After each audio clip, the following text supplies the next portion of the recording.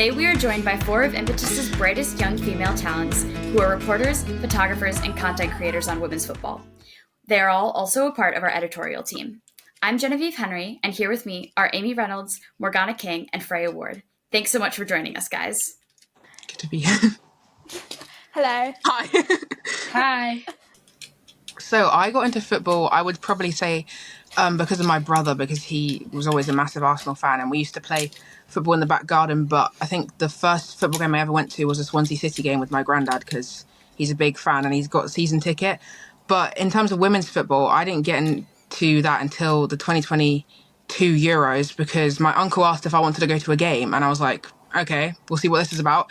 But unfortunately, I was away on holiday that week, so I never actually got to go to the Euros. But I ended up watching it, and I actually watched the final with my grandparents, so that was a good memory for me.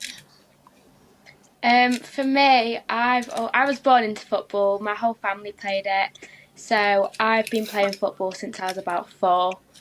So I always supported my club, which is Forest, and women's football was actually from the 2019 World Cup. I was doing this training because in England there's this programme called Wildcats. And at the time, I was doing that training, and we got set a homework piece to go watch a game and come back and tell you who your favourite player is. And yeah, that started off my love for women's football, but I've been watching men's football as well since God knows how long. For me, I mean, my dad's a massive Forest fan as well. So as a family, obviously, I've watched games as I was growing up.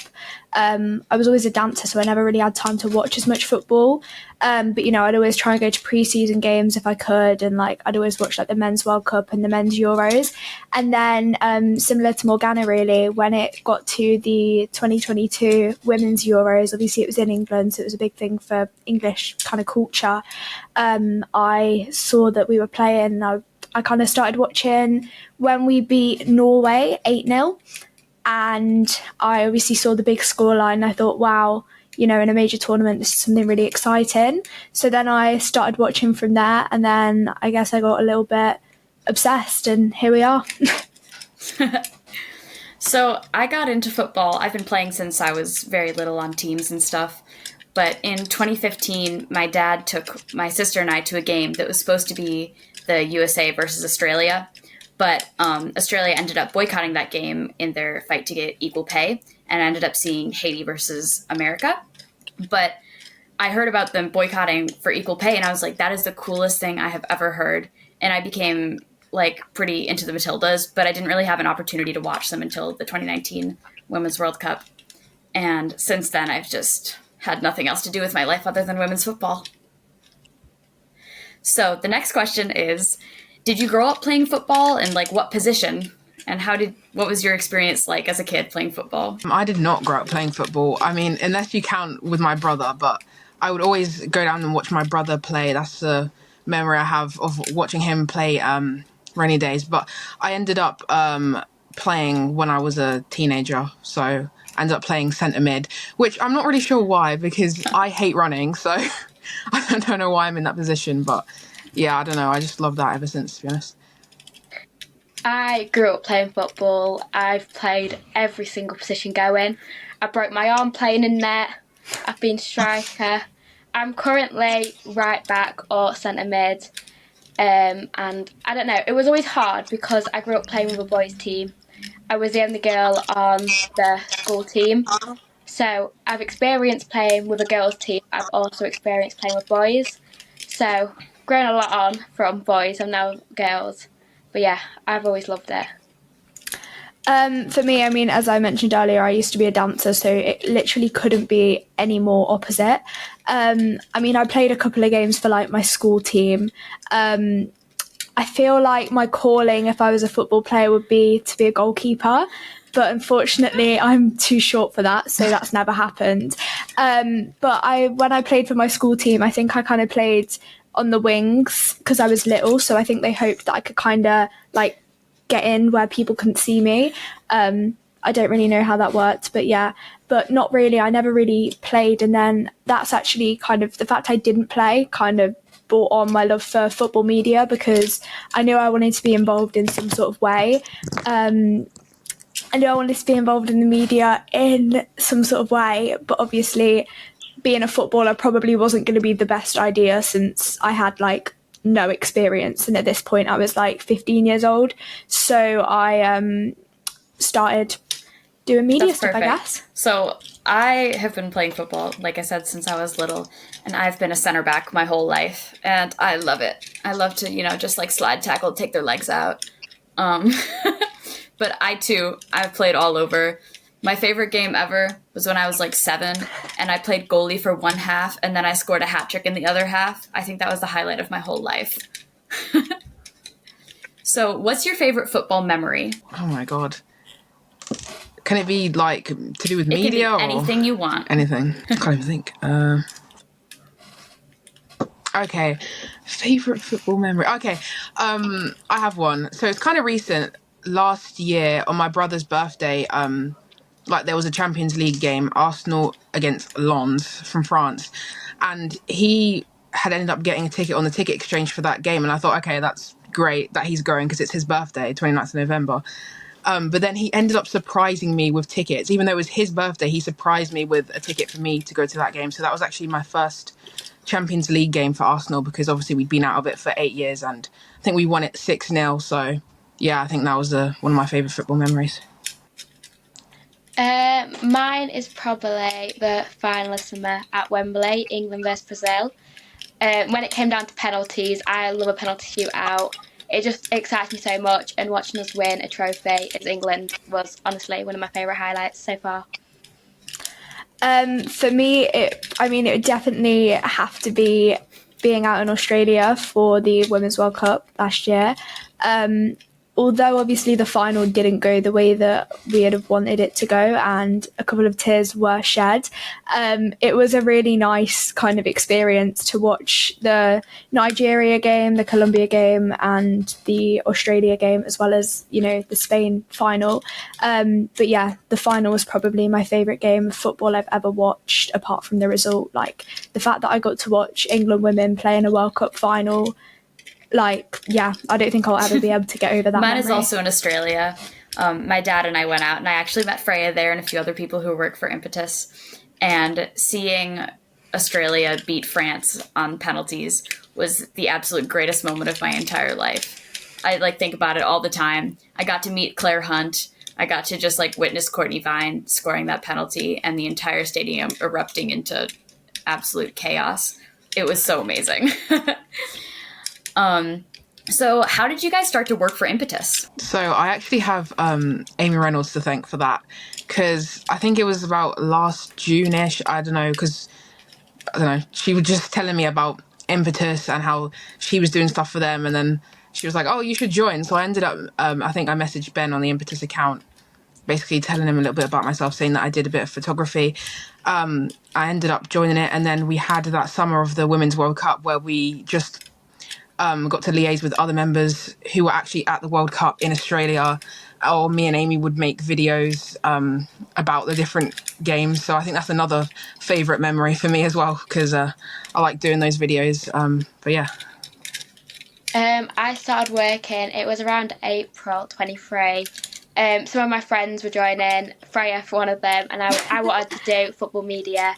So I obviously DM'd the site, and I spoke to Ben, and I wrote my first article 2 months after about Brazil ahead of the World Cup. And the World Cup summer, I was just doing so much TikTok content, and then that's how it kicked off, really. Yeah, I feel like a lot of, as we've all said, our friends and stuff kind of got us into Impetus. Again, one of my friends, Ruby, I saw that she was doing a little bit of work for them, and I knew that I'd never had a massive kind of drive to work in the media for a bit, because I really didn't think it was realistic, and then I saw that I might be able to with Impetus. So again, I spoke to Ben, and I actually had never really written before, but I just kind of filmed my own TikTok stuff and matchday vlogs. I kind of threw myself in the deep end, and I just said, I'd love to be a writer. And then honestly, I think I've been on the site for about, probably a month. And then I went to Nottingham Forest versus Watford in the National League playoff, which was a pinch me moment, because the first game I got to sit in the press box for was my, childhood team.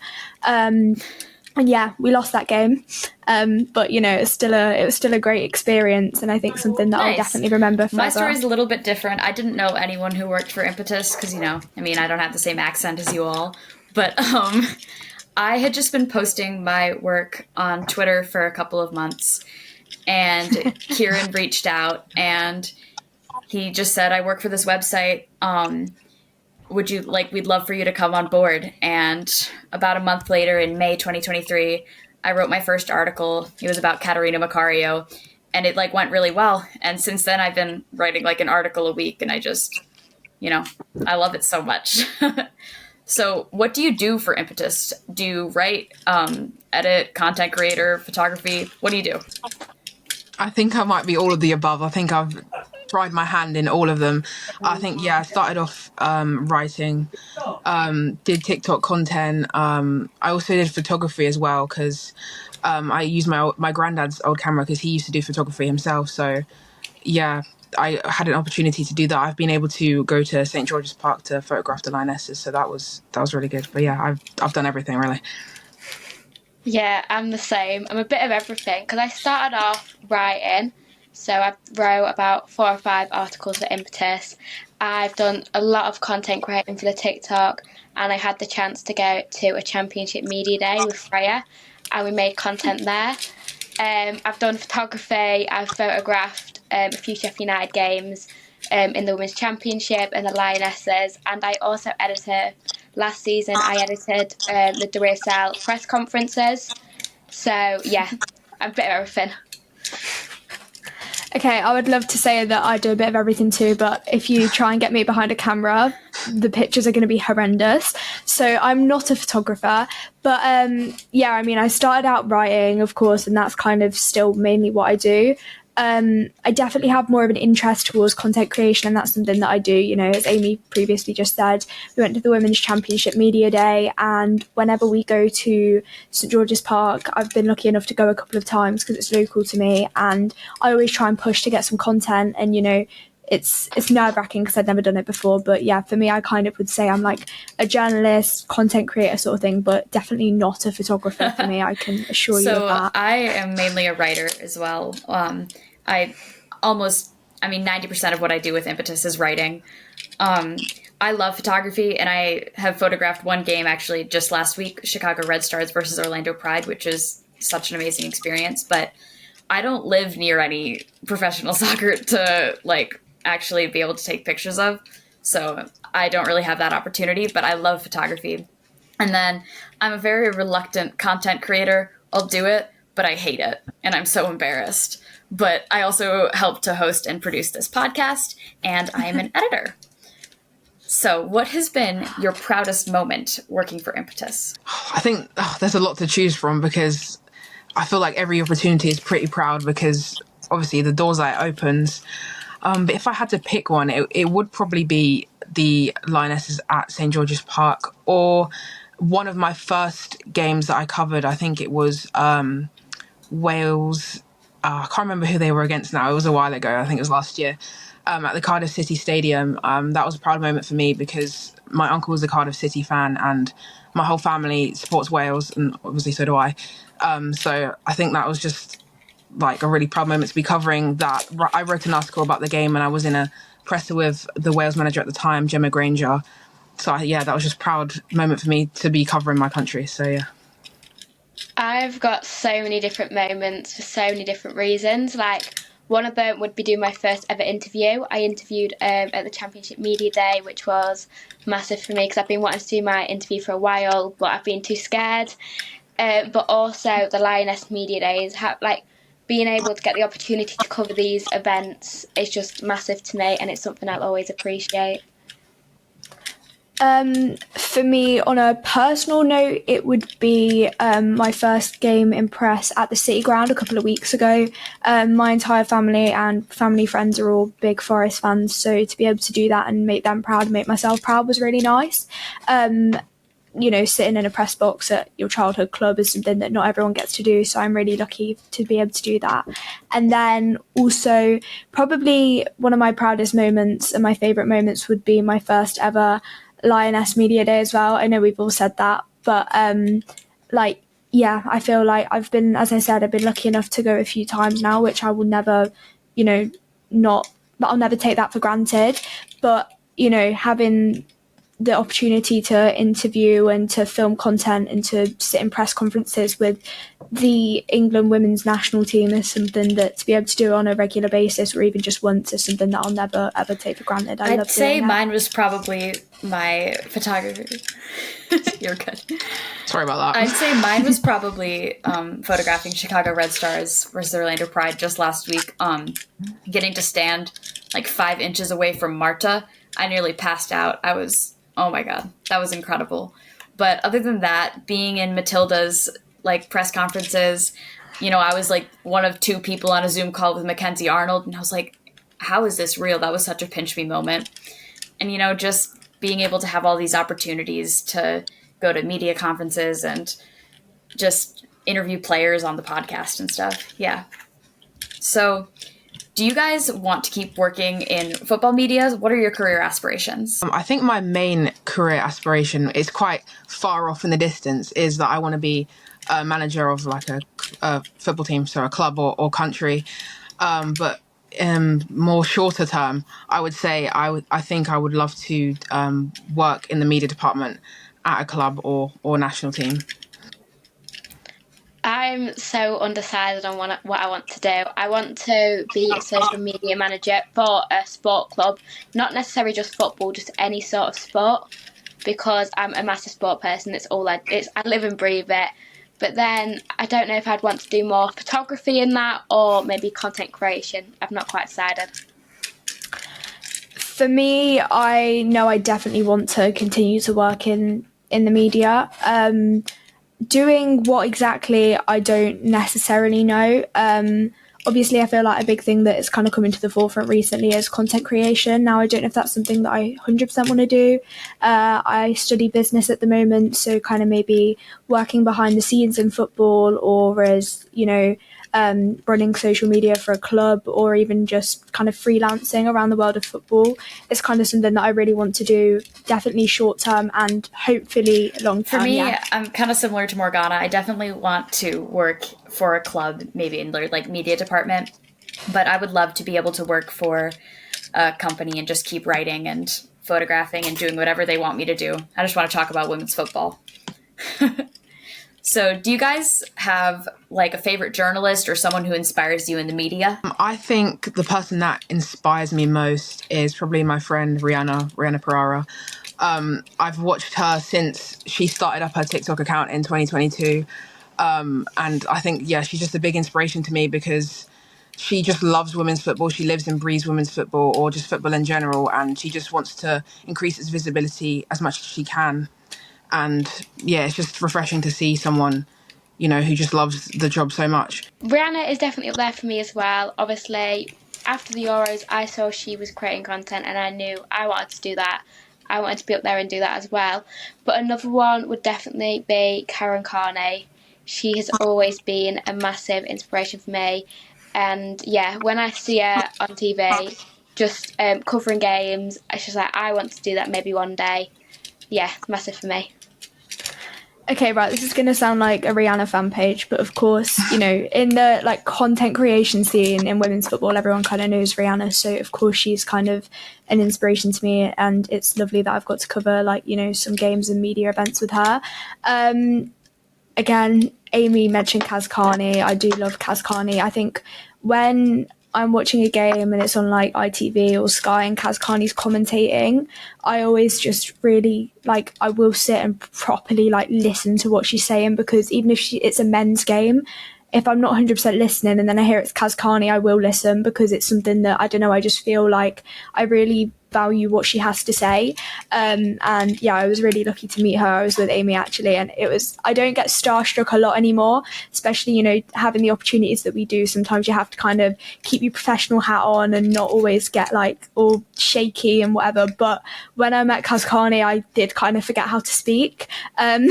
So obviously she's kind of had a big role in football, not necessarily in the media, but now she's retired, her role in the media is something that I really look up to.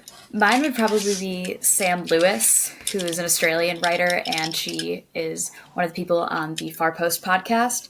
I think she's absolutely the most incredible writer. Her articles are so amazing. Like, she finds a way to be poetic and hilarious while still doing really good football analysis, and she's absolutely my hero in the media, as well as Kieran and Ben and, all of you who I work with. It's amazing. So what do you guys think needs to change in women's football media and women's football in general? I know that's a loaded question. Oh, okay. Actually, before I answer that, can I add something to my previous answer? Because I thought someone else as well. Okay. So I was just thinking about Kate Abdo. She's if you've watched the Men's Champions League, you'll probably see her on the panel with Thierry Henry and Mocha Richards. So, yeah, I think she's an inspiration to me because obviously I've always, I say always, being an Arsenal fan, not always watched the Champions League, but definitely watched it a lot. And obviously she's sat around, she's usually surrounded by male pundits. So I just think it's nice to see someone who's like so intelligent and so good at their job and can easily go toe to toe with her male counterparts. So, and the question about what needs to change in women's football media. I think, I don't know. I think one thing is that I think people or anyone needs to stop treating it the same as men's football because it's not the same. I feel like they try and apply the same formula from men's football to women's football, and obviously we want equality with that, but it just doesn't always work. I feel like, it's a niche in itself, and you have to, it's quite a delicate subject. So I think in the media there's obviously a lot of bias to top clubs, top countries, and that's one thing I want to change, as well as so many others. I want championship clubs in the women's football, FA WNL, these clubs to get more recognition because these teams are playing such good football, but they're not getting the fans in, they've not got back in, and they've just not got coverage, and that is one thing that definitely needs to change. It can't just be, especially in England, top WSL teams. There's so many other teams in the world that are not getting coverage, and that definitely needs to change. I definitely agree with Aimee in terms of, the lower leagues needing to get more recognition. I mean, I feel like I speak for both of us when I say as Forest fans, seeing what Marinakis, our owner, has done for the club has been really good. Obviously, you might know kind of the Newcastle model that happened where they were two leagues. They were fourth tier football 2 seasons ago, and they got backing from the men's team and just, the club in general. And they've managed to get promoted straight into tier 3 and then straight into tier 2. And they're actually going for promotion again, which is looking quite likely with some of the signings they've made. And I think literally men in football and just general people who have power in football, seeing that lower league sides, and women's sides actually deserve the investment because they see it for what it is. And at the end of the day, it is a booming business opportunity. Like, we've seen what happened with Reading. We've seen what's happening with Blackburn, for example, is that they're, simply the financial advisors and the people who are in charge don't see it as a good enough business opportunity. Whereas, that makes me proud to be a Forest fan in the sense of, we have backing, and even our owners made a Nottingham Forest netball team that are going into, I'm pretty sure, top division netball. And I think that's something that's important, is making sure that all women's teams have got this kind of investment. And then one more thing I would like to say, which I don't want to sound like I'm moaning because I'm not, but in terms of women's football, is that people looking at journalists and content creators and calling us lucky, because at the end of the day, we work really hard for what we do. And I think sometimes that's overlooked as well. And people see it as, you get to meet the players, and that's such a fun experience, which it is. And I'm so, so grateful for it. But at the end of the day, we've all worked to be here. And if anyone wants to do it, I will always tell them that absolutely they can do what they put their mind to, but we're not lucky, we work hard. So I think generally just in women's football, what needs to change is the investment and the respect for women's footballers, people in the media, all of that. And so, you see all these men who are like, this is a woman, she doesn't know what she's talking to, these pundits and stuff. And it just infuriates me. And I want people to realize that, we're just as smart, we're just as good at football. You know what? I think we're better, but. So my next question is, what is your favorite thing to write, photograph, or make content about? Like, what's your favorite team, or what's like one of your passions? I would say, other than maybe Arsenal or like Wales or Ireland or any of those, my favorite team to make content for, take photographs of, is London City Lionesses, because I was doing photography with Impetus for last season when they played Watford, and it was an away game, and I think they went about 3-0 down in the first half, and they came back to make it 3-3. So obviously when you're photographing a game like that, is a lot of action. And one thing about London City Lionesses is they never ever give up. There's always last minute goals, there's always some kind of action going on, so it makes for really good photos and really good moments. My favourite thing to photograph is definitely my club, Forest. I just love it. I love how I'm actually pitch side at a club that I've always dreamt of. And I love also to make content about them, but I extremely enjoy making content about my national team, England. For me, I was going to say the Lionesses, it's never, ever, ever going to get old. Like, if I had to just cover international football forever, I would. I will never, ever, ever get sick of it. It's weird to say, like, going to Lioness Media Days, I would actually class as in my comfort zone now, because there was a day where that was, like, the biggest aspiration. And as I say, I'll always be grateful for it. But yeah, for me, that's probably my favourite thing to do, getting to go to a media day, watch the players train, film content with them, write, sit in the presses. Genuinely, those days are my favourite days. They're long days, but I absolutely love it. And of course, as Aimee said, I love going to my own team and writing about them. Sometimes it's difficult because we score so many goals, I've got to report on all of them. But I think there's worse problems to have, so I can't really complain about that. Thank you for listening to the Impetus Podcast, where we celebrate the pride, passion, and achievements of women in football. Thank you, Aimee, Freya, and Morganna, for joining us. Don't forget to subscribe. Until next time.